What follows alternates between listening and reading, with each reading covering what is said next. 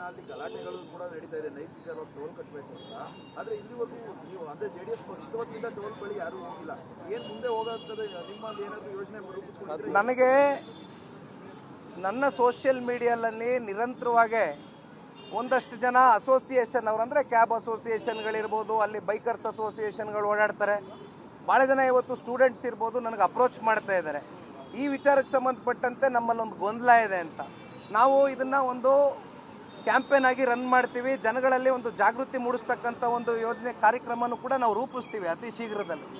So ಹಾಗಾಗಿ ಯಾರು ಕೂಡ ಅಲ್ಲಿ ಈ FWA ಆ್ಯಕ್ಟಿನ ವಿಚಾರಕ್ಕೆ ಸಂಬಂಧಪಟ್ಟಂತೆ ಅಥವಾ ಹೈಕೋರ್ಟಿನ ಆದೇಶ ಏನಿದೆ ಇವೆಲ್ಲವೂ ಕೂಡ ಬಹುಶಃ ಗುರುವಾರದ ದಿನ ಕಳೆದ್ರೆ, ಇಲ್ಲಾಂದರೆ ಶುಕ್ರವಾರದ ದಿನ ಒಂದು ಪ್ರೆಸ್ ಮೀಟ್ ಮಾಡ್ತಾ ಇದ್ದೇವೆ. ಅದರಲ್ಲಿ ಒಂದು ವೆಬ್ಸೈಟ್ ಲಾಂಚ್ ಮಾಡ್ತಾ ಇದ್ದೇವೆ. ಆ ವೆಬ್ಸೈಟ್ನಲ್ಲಿ ಜಡ್ಜ್ಮೆಂಟ್ ಕಾಪಿನಲ್ಲಿ ಇರ್ತಕ್ಕಂಥ ಆರ್ಡರ್ ಕಾಪಿ ಏನಿದೆ, ಆ ಅಂಶಗಳೇನು ಇವತ್ತು ಒಬ್ಬ ಸಾಮಾನ್ಯ ಪ್ರಜೆಗೆ ಬೇಕಾಗಿರ್ತಕ್ಕಂಥ ಅಂಶಗಳು ಟೋಲ್ ಕಟ್ಟದೇ ಇರ್ತಕ್ಕಂಥದ್ದಕ್ಕೆ ಅವೆಲ್ಲವೂ ಕೂಡ ಆ ವೆಬ್ಸೈಟ್ನ ಮೂಲಕ ಎಲ್ಲ ಕೂಡ ದೊರಕುತ್ತೆ. ಅದು ನಾನು ಅಫಿಷಿಯಲ್ ಆಗಿ ವೆಬ್ಸೈಟು ಶುಕ್ರವಾರ ದಿನ ಪ್ರೆಸ್ ಮೀಟ್ ಕರೆದು ಲಾಂಚ್ ಮಾಡ್ತೀನಿ. ಕುಮಾರಸ್ವಾಮಿ ಅವರು ನೈಸ್ ಟೇಕ್ ಓವರ್ ಮಾಡ್ತಿದ್ದಾರೆ DK ಶಿವಕುಮಾರ್ ಅಂತ ಹೇಳಿದ್ರು, ದಾಖಲಾತಿ ರಿಲೀಸ್ ಮಾಡ್ತಾರೆ. ಇವತ್ತು ಚಲರಾಯ ಸ್ವಾಮಿ ಅವರು ಹೇಳಿದ್ದಾರೆ ಕುಮಾರಸ್ವಾಮಿ ಅವರು ಯಾವತ್ತೂ ದಾಖಲಾತಿ ರಿಲೀಸ್ ಮಾಡಿಲ್ಲ, ಹಿಟ್ ಅಂಡ್ ರನ್ ಮಾಡ್ತಾರೆ.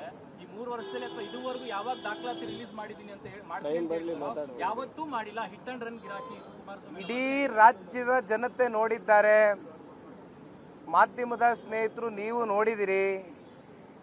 ಸನ್ಮಾನ್ಯ ದೇವೇಗೌಡರು ಸಾಹೇಬರಾಗಲಿ ಕುಮಾರಣ್ಣ ಅವರಾಗಲಿ ಎಂದಿಗೂ ಕೂಡ ದಾಖಲಾತಿಗಳನ್ನ ಮುಂದಿಟ್ಕೊಂಡು ಚರ್ಚೆ ಮಾಡ್ತಕ್ಕಂಥ ಒಂದು ಪ್ರಕ್ರಿಯೆ ಅವರ ಸಾರ್ವಜನಿಕ ಜೀವನದಲ್ಲಿ ಇವತ್ತಿಂದ ಅಲ್ಲ, ಕಳೆದ 64 ವರ್ಷದಿಂದ ಸುದೀರ್ಘವಾಗಿ ಇದನ್ನೇ ಮಾಡ್ಕೊಂಡು ಬಂದಿದ್ದೇವೆ. ಹಿಟ್ ಅಂಡ್ ರನ್ ಅಂತಕ್ಕಂಥ ಹೇಳ್ತಕ್ಕಂಥ ಪಾಪ ಇತ್ತೀಚೆಗೆ ಅವಾರ್ಡ್ ಆಗಿರ್ತಕ್ಕಂಥ ನೂತನ ಸಚಿವರುಗಳು ಪಾಪ ಇನ್ನೂ ಕುಮಾರಣ್ಣ ಅವ್ರ ಬಗ್ಗೆ ಮಾತಾಡೋದೇನು ಬಿಟ್ಟಿಲ್ಲ.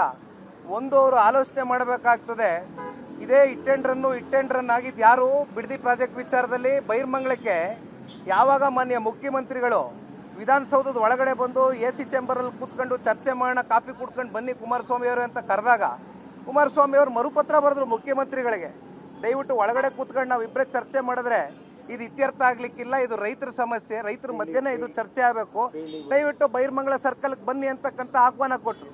ಕುಮಾರಸ್ವಾಮಿ ಅವರು ಬಂದಿದ್ರು. ಎಲ್ಲಿ ಬಂದರು? ನಾಡಿನ ಮಾನ್ಯ ಮುಖ್ಯಮಂತ್ರಿಗಳು, ಗೌರವಾನ್ವಿತ ಮುಖ್ಯಮಂತ್ರಿಗಳು ಎಲ್ಲಪ್ಪ ಬಂದರು. ಯಾರು ಹಿಟ್ ಅಂಡ್ ರನ್ ಯಾರು ಅಂತಕ್ಕಂಥದ್ದು ಬೈರ್ಮಂಗ್ಲ ಭಾಗದಲ್ಲಿ ರೈತರಿಗೆ ಗೊತ್ತಿದೆ, ನಾಡಿನ ಜನತೆ ನೋಡಿದ್ದಾರೆ. ಥ್ಯಾಂಕ್ ಯು ಅಣ್ಣ.